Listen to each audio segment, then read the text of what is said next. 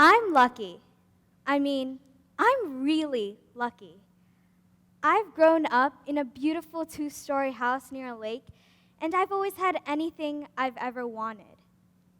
Anything I wanted to learn, whether it was dance, piano, music, karate, I learned. Anywhere I wanted to travel, whether it was as close to me as St. Pete or as far away as Greece, I traveled. Then I took my first trip to India.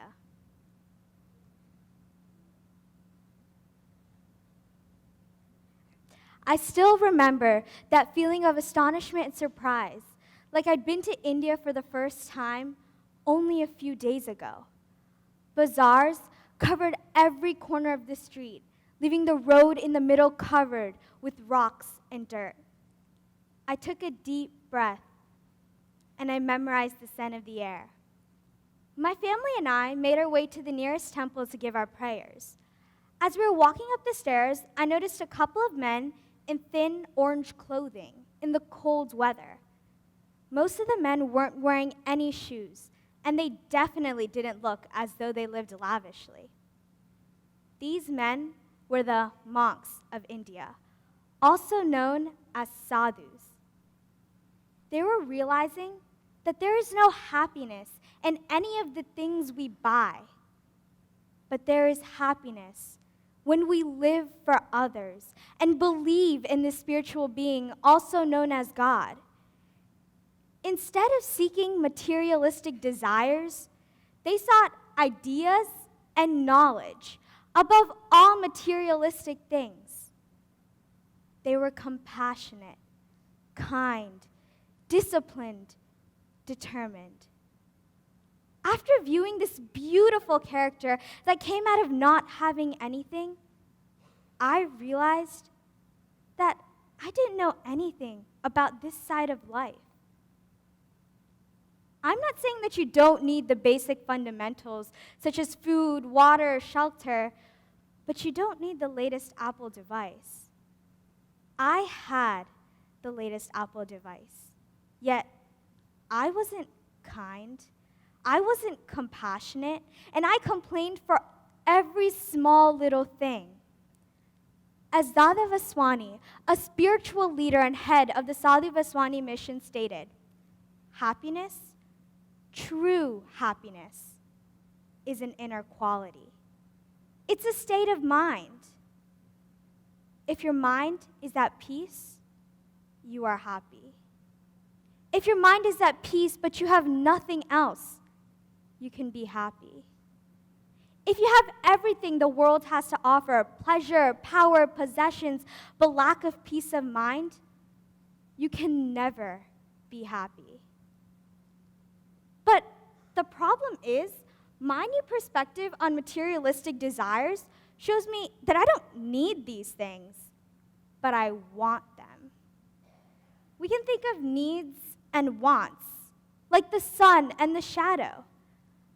The more I walk towards the sun, my needs, my wants and desires, my shadow, will be right behind me.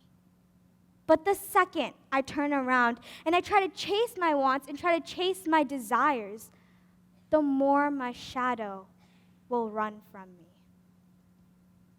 Struggle. Yeah, a little bit of struggle in my life is what I need for the opportunity to learn valuable skills, such as the ability of compassion, empathy, perseverance, and determination.